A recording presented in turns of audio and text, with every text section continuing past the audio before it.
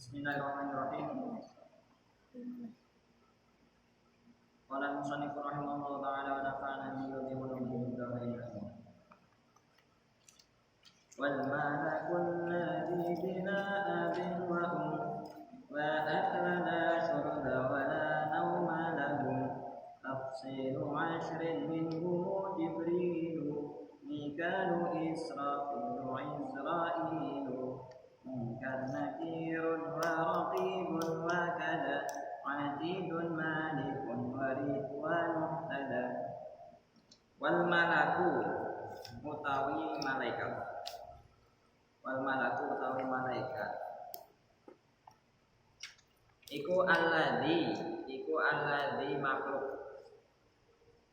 Iku alladzi makhluk Bila abin kang kelawan tanpa bapak. Bila abin kang kelawan tanpa bapak. Wa ummin lan tanpa ibu. Lan tanpa ibu. La akla ora ono mangan iku maujud. La akla ora ono mangan iku maujud. La syurba ora ono ngombe iku maujud.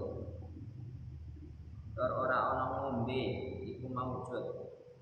Wala nauma lan ora ono turu iku maujud. Wala nauma lan ora ono turu iku maujud. Lahum kedue al malak. Lahum kedue al malaikat. Lahum kedue malaikat. Jamaknya dari malak. Tafsilu ashrin utawi rinciane 10. Tafsilu ashrin utawi rinciane 10. Minhum saking malaikat.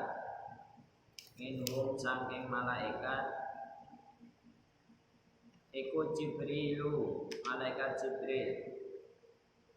Iku Jibrilu malaikat Jibril. Mikalu tur malaikat Mikail. Mikalu tur malaikat Mikail. Israfilu tur malaikat Israfil. Izrailu tur malaikat Izrail. Mungkarun tur malaikat Mungkar. Nakirun tur malaikat Nakir. Wa raqibun lan malaikat Raqib. Wa kadalan iku kaya mengkene Raqib. Wa kadalan iku kaya mengkene Raqib. Atidun utawi malaikat Atid. Malikun tur malaikat Malik. Wa ridwanu lan malaikat Ridwan. Wa ridwanu lan malaikat Ridwan. Ihtada kang anut sapa Ridwan.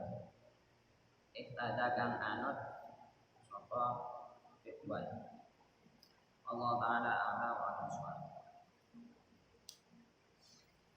Bab ini menjelaskan tentang iman kepada para malaikat.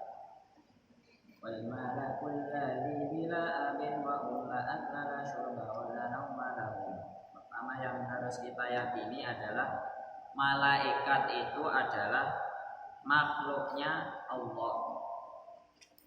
Kita harus meyakini bahwasanya malaikat itu makhluknya Allah. Jangan sampai menganggap seperti anggapan orang kafir. Orang kafir atau orang musyrik itu menganggap bahwasanya malaikat itu anak perempuannya Allah.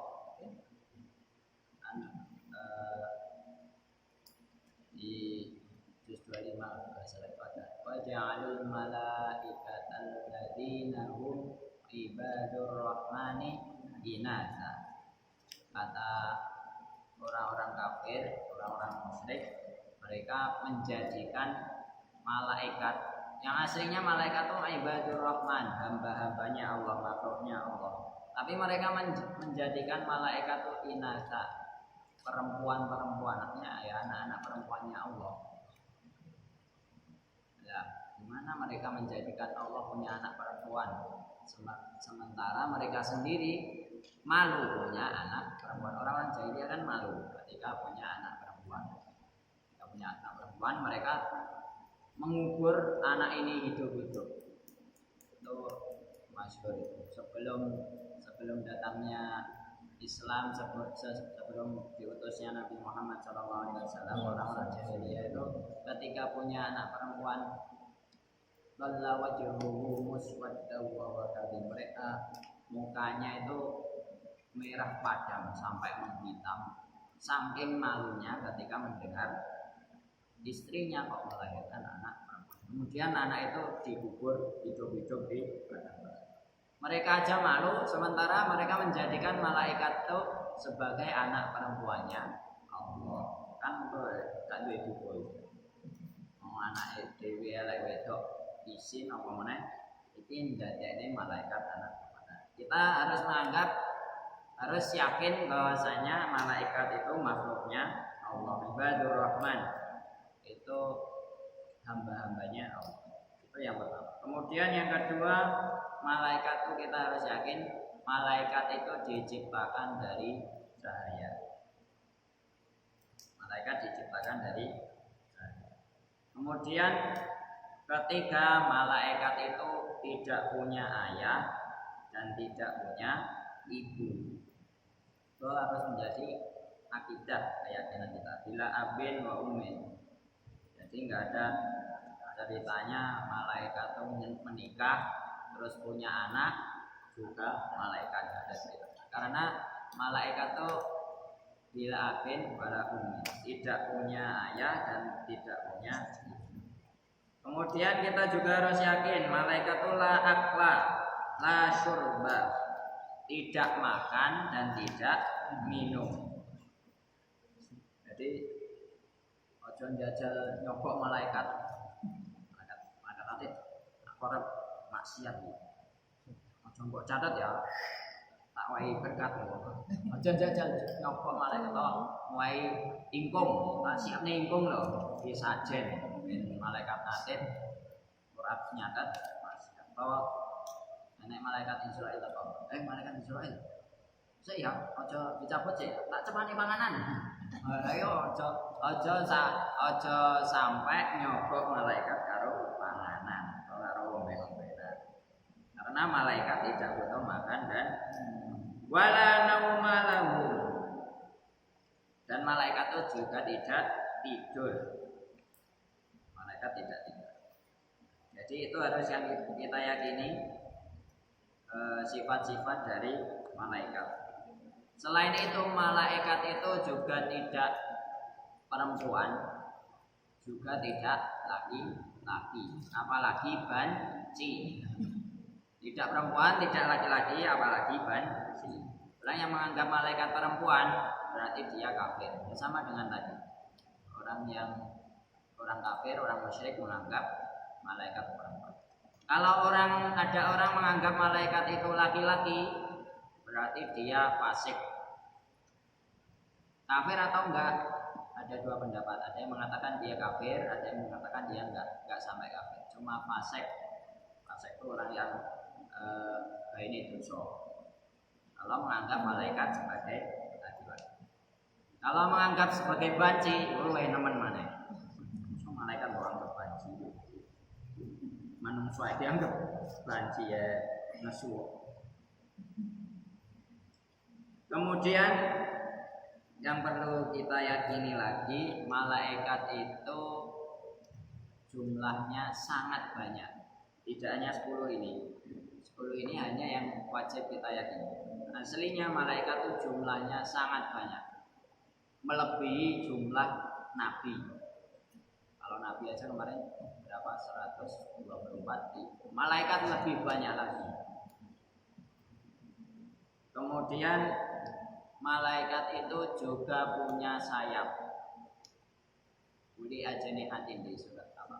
Uli ajani hatim masna, ada yang dua-dua, ada ada watulata, ada yang 3-3, waruba ada yang 4-4. Bahkan di riwayat Imam Muslim, di hadis Muslim itu disebutkan bahwasanya malaikat Jibril itu punya sampai sitimi'ah jinah, sayapnya sampai 600. Sayapnya malaikat Jibril itu jumlahnya 600. Terus bentuknya gimana? Allah a'lam.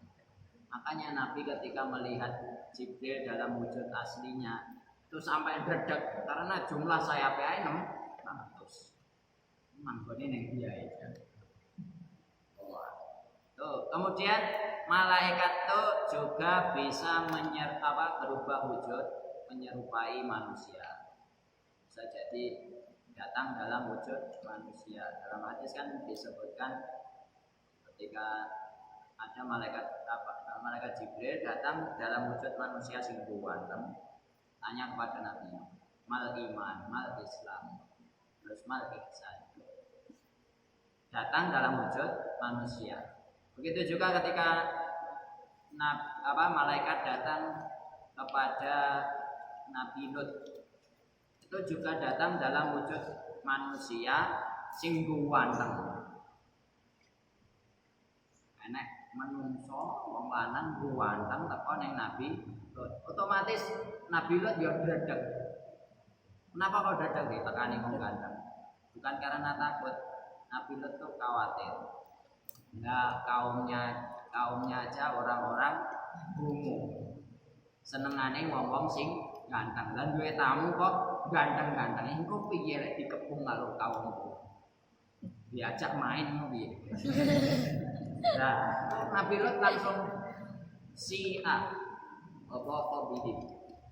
Jadi langsung terdak, kemudian menganggap iki piye iki tamu kok ganteng-ganteng. Sementara kaumku seneng wong ganteng. Itu malaikat bisa berubah wujud. Kemudian namanya malaikat itu tugasnya macam-macam. Ada yang tugasnya al-katabah, tugasnya nyateti. Pokoknya apa-apa semua yang terjadi di alam semesta ini dicatat ya. Ada yang tugasnya hafadzah, penjaga. Malaikat ya, semua kita itu punya malaikat penjaga. Kemudian ada yang tugasnya hamalatul arsy, menjunjung atau menyangga arsy. Arsy itu ada di atas langit sabtuju, tapi langit tujuh itu masih ada namanya arsy. Di situ ada kursi, ada juga sidratul muntaha. Ada juga malaikat tugasnya itu cuma membaca tasbih. Membaca tasbih, tiap hari membaca tasbih, tiap saat baca tasbih. Ada malaikat yang tugasnya sujud, sujud gak tanggung. Sajid. Ada malaikat yang tugasnya istighfar, memintakan ampun untuk orang-orang yang beriman. Jadi setiap orang beriman itu pasti mendapatkan doanya malaikat. Apalagi orang beriman belum ngaji, belum mencari ilmu, itu pasti didoakan oleh Allah.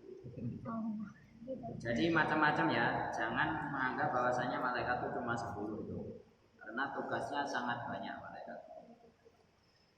Nah, yang wajib diketahui oleh orang-orang yang beriman itu cuma 10 ini. Tafsiru asyrin minhumu Jibril. 10 nama malaikat. Yang pertama adalah Jibril. Jibril itu adalah pimpinan, selain panglimanya para malaikat. Jadi di antara malaikat yang sangat banyak itu pimpinannya siapa? Yaitu malaikat Jibril alaihissalam. Nah, malaikat Jibril itu tugas utamanya membawa wahyu, menyampaikan wahyu kepada para nabi dan rasul. Kemudian Jibril itu punya nama lain. Di sini kan Jibril, nama lainnya ada yang juga menyebut Jabril, di Jabrila. Ada yang menyebut Jabroil. Kalau kita Gabriel. Itu aslinya juga nama malaikat Jibril. Ada yang menyebutnya Ar-Ruhul Amin, roh yang terpercaya. Ada yang menyebutnya Ar-Ruhul Kudus, roh kudus. Kayaknya dalam agama Kristen kan ada Trinitas, ada 3 unsur yang menjadi Tuhan. Salah satunya yaitu roh kudus. Dalam Trinitas itu roh kudus, ya malaikat Jibril itu dianggap sebagai salah satu unsurnya Tuhan. 3 jadi 1, 1 jadi 3. Roh kudus. Kemudian ada juga yang menyebut malaikat Jibril itu nama lainnya Namus. Itu seperti yang diberitakan dalam hadis yang diriwayatkan ketika Nabi datang dibawa Sayyidah Khadijah kepada pendeta. Diceritakan Nabi ketemu ini. Oh itu Namus, itu malaikat yang datang juga kepada Nabi Musa, juga kepada Nabi Isa. Jadi beliau yakin bahwa ini jadi nabi. Kemudian selanjutnya Mikael. Mikael itu malaikat Mikael. Kita menyebutnya Mikael. Namanya juga ada Mikael, ada Mikael, itu sama. Makanya kalau orang Barat menyebutnya Michael. Itu nama malaikat juga, Mikael. Nah, tugasnya malaikat Mikael itu diberi tanggung jawab mengatur hujan, mengatur lautan, pokoknya semuanya terjadi di lautan. Kemudian membagikan rezeki kepada makhluk di alam semesta. Itu tugasnya malaikat Mikael. Kemudian ada malaikat Israfil. Israfil itu tugasnya meniup sangkakala, meniup trompet. Nah, trompet ini nanti ditiup 2 kali. Pertama, ketika trompet tiupan pertama, semua alam semesta ini hancur. Itulah terjadi kiamat. Kemudian setelah hancur semuanya, ada tiupan kedua, semua manusia dibangkitkan dari kuburnya. Jadi manusia kafis suri nafatu wahidah.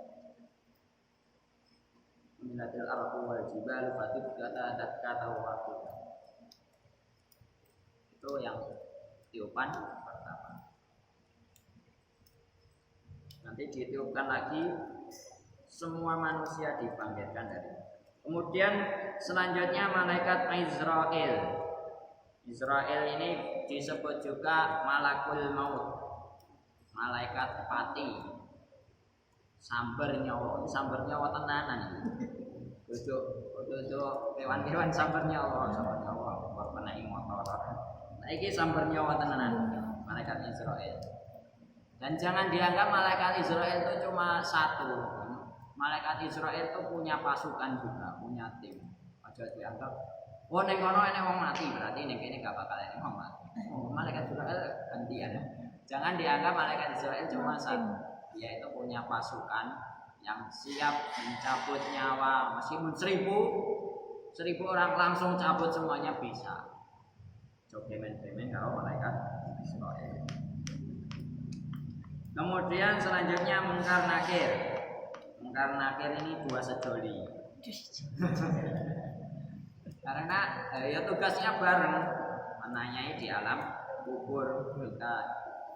Kita nanti mati di malaikat Isra. Munkar Nakir itu tugasnya menanyai kita, man rabbuka, dan man nabiyuka, mati tabuka. Nah, ada sebuah riwayat yang menyebutkan malaikat Munkar Nakir itu warnanya hitam. Warnanya hitam legam, kemudian motone hijau. Hitam legam, motone hijau. Orang ditemui aja wis gledeg, pemenang ditakoni. Nah, itu Munkar Nakir. Nah nanti gimana nasibnya orang yang beriman ketika dalam kubur ditemui mungkar nakir, apa ya dedek, apa ya gemeteran, nah, nanti beda dalam sikapnya. Meskipun mungkin saja wujudnya sama, tapi sikapnya mungkin beda ketika menemui orang kafir sama menemui orang beriman. Kemudian selanjutnya waraqibun dan malaikat raqib. Malaikat raqib ini tugasnya mencatat amal kebaikan manusia. Ma yalfidu min qawlin illa ladaihi raqibun atid. Raqib mencatat amal soleh, maksudnya dari kanan. Wa kadza atidun, begitu juga malaikat atid itu juga tugasnya mencatat amal, tapi amal yang buruk, amal jelek itu dicatat oleh malaikat atid sebelah kiri. Kemudian selanjutnya malaikat malik. Malaikat malik itu tugasnya menjaga neraka, yang sampai ada 7 lapisan neraka itu semuanya dijaga oleh malaikat malik. Kata Gus Bah, malaikat malik itu malaikat yang enggak pernah tersenyum. Saking tegasnya, saking seriusnya, saking kejamnya itu malaikat malik itu jelas enggak pernah tersenyum. Suatu saat kan Nabi ketika Isra Mi'raj itu kan ditunjukkan ini loh surga, ini loh neraka. Lah begitu mau melihat neraka itu kan ketemu malaikat malik. Itu juga enggak tersenyum. Wah, cember. Tegas. Ya istilahnya malaikat ini kan penjaga neraka. Neraka itu kan menyeramkan. Penjaganya juga menyeramkan. Ketika Nabi datang tetap serius, tak senyum belas. Mari ngono kan Nabi itu didampingi malaikat Jibril. Mari ngono malaikat Malik itu dibentak sama Jibril. Weh Malik, raro sapa sing teko iki? Emang sapa? Padahal Jibril itu pimpinannya malaikat, panglimane. Kamu raro sing teko iki? Sing teko iki kekasih Allah. Mosok gak senyum blasi, gak sopan. Jadi dibentak. Oh tenan toh, iki kekasih Allah. Setelah ditunjukkan itu kekasih Allah, rada senyum tapi titik. Mari kono tegas nih. Wes senyume ya kok pisan iku tok, gak bakal dibaleni malih. Itu malaikat Malik ini ceritanya Gus Bah ya, dari kitab-kitab seperti itu. Malaikat Malik itu sampai tegasnya nggak pernah tersenyum, kecuali sekali itu ketika ada tamu Nabi Muhammad SAW. Setelah itu Ridwan, malaikat Ridwan ini tugasnya penjaga pintu surga. Begitu juga malaikat Ridwan itu termasuk malaikat-malaikat yang wajib diimani, wajib diketahui oleh orang-orang muslim. Nah, kita ketika menghadapi malaikat itu nggak perlu takut-takut amat. Namanya malaikat itu juga makhluk Allah. Kemarin kan disebutkan, selama kita jadi orang soleh, jadi orang baik, bisa mengendalikan nafsu, bisa mengendalikan syahwat, mengendalikan emosi, amarah, insya Allah ketika ketemu malaikat, malaikat juga akan baik kepada kita. Mereka sama-sama hamba Allah. Bahkan bisa jadi manusia itu punya derajat melebihi para malaikat. Jadi nggak usah takut-takut amat ketika ketemu malaikat. Ya biasa. Yang penting awake dhewe dadi wong saleh. Tapi lek dadine wong saleh ya siap-siap diajar karo mungkar. Nah, siap-siap diajar karo malaikat Malik ya itu. Tapi kalau kita jadi orang soleh, insya Allah ketika ketemu makhluk-makhluk itu, meskipun malaikat Israel mau nyabut nyawa, itu ketika ketemu orang soleh, ya permisi dulu, dodok-dodok dulu, kasih tahu dulu. Malah kok langsung teko langsung cabut orang. Kalau ketemu orang soleh, ya permisi sopan santun. Setelah diiming-imingi dulu. Ini loh malaikat Israel ketika datang sebelum nyabut nyawa orang soleh itu diiming-imingi. Kamu mau nggak? Ini ada kenikmatan kubur seperti ini, kemudian kenikmatan di surga seperti ini. Nanti kalau ikut saya, nanti kamu bisa dapat ini. Kalau masih di dunia belum bisa dapat. Nah itu diiming. Itu kalau malaikat Israel ketemu orang soleh. Nah, ketemu orang soleh, dia malah berdek seo diiming-imingi iki, mlebu kubur. Ketemu mungkar nakir. Berdek maneh. Ora gelem paksa. Nah itu ketika malaikat ketemu orang yang soleh, enggak benar. Tapi kalau ketemu orang soleh itu pasti ada adabnya, ada sopan santun. Wallahu taala a'lam bishawab. Al-Fatihah.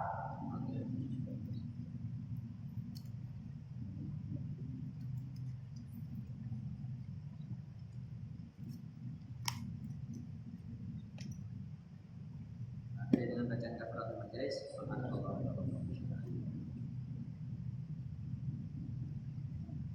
Bila taufiq wal hidayah, assalamualaikum warahmatullahi wabarakatuh. Assalamualaikum warahmatullahi wabarakatuh.